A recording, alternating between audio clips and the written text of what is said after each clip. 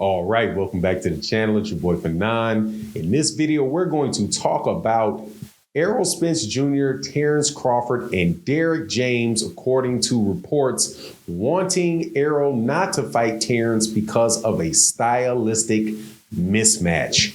Let's talk about that in this video.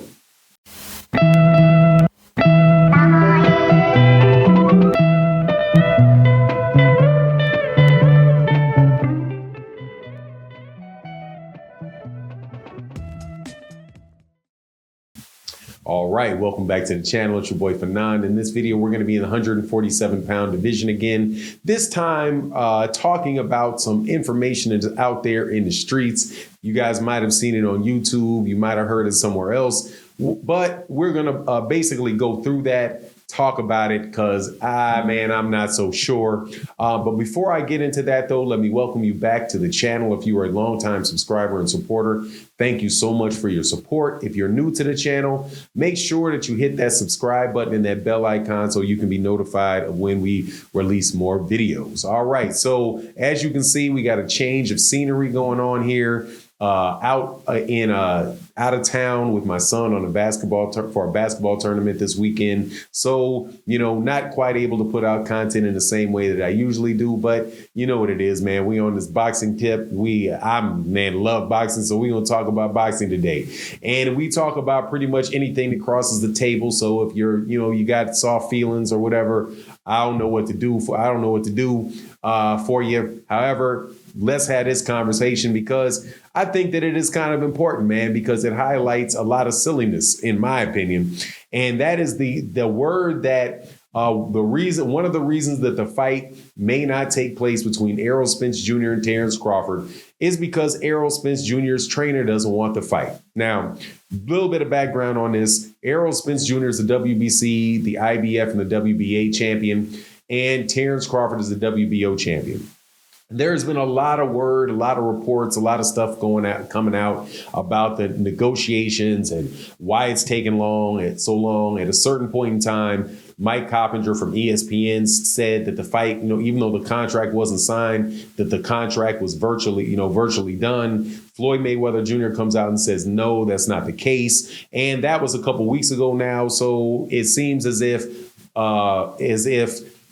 Floyd Mayweather Jr. was telling the truth, that the deal was not all the way closed, that they didn't have a date and a city for the fight, right? So now we're in the business of waiting around and seeing what's going on, right? So now information comes out, or word comes out, that Derrick James, who's the trainer of Errol Spence Jr., is working to stop the fight between Terence Crawford and Errol Spence because Derrick James stylistically does not like the matchup and wants Al Haymon to stop the fight. Now, I am going to tell you, I do not mind talking about rematch clauses, right? Whether or not a rematch clause could hold up a fight, or if they're negotiating about a rematch clause, because, hey, man, that's a very real thing that people negotiate with in fights.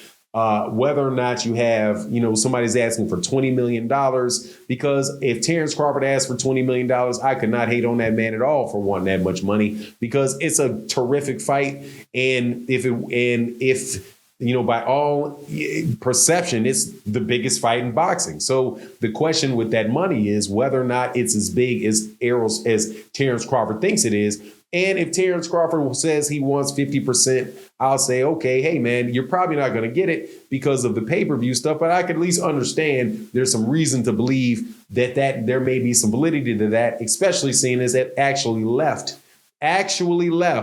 Terence Crawford's mouth that he wanted it, right?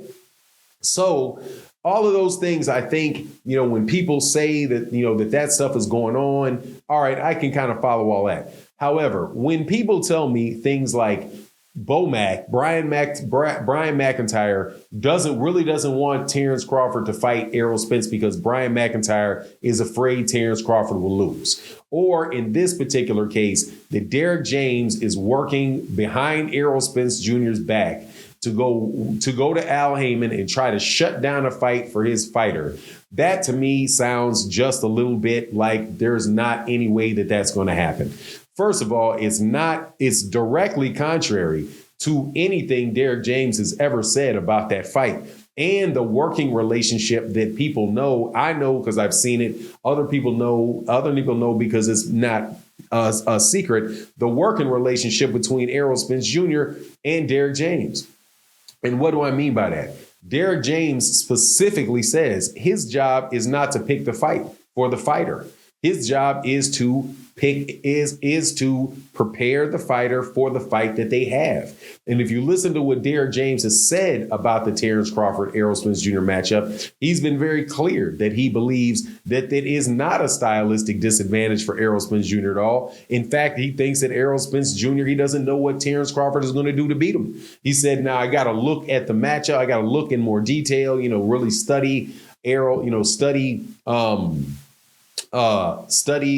Terence Crawford and all of that. But it didn't sound like he believed that there was any stylistic matchup that would want him to prevent him from making the fight.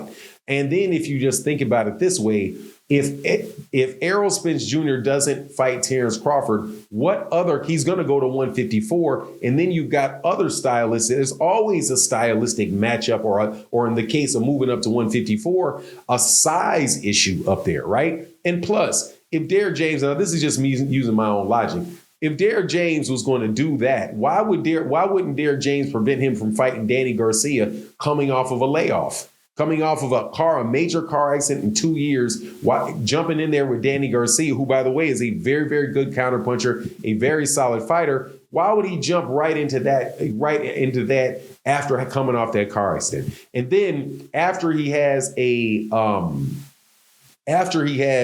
a torn retina, jumping right in there with Yordenis Ugas, who also is a very, very difficult fighter, right? So that doesn't make sense just based off the history of what Derrick James has been doing with Errol Spence Jr., but also Errol Spence Jr. is the boss of his camp.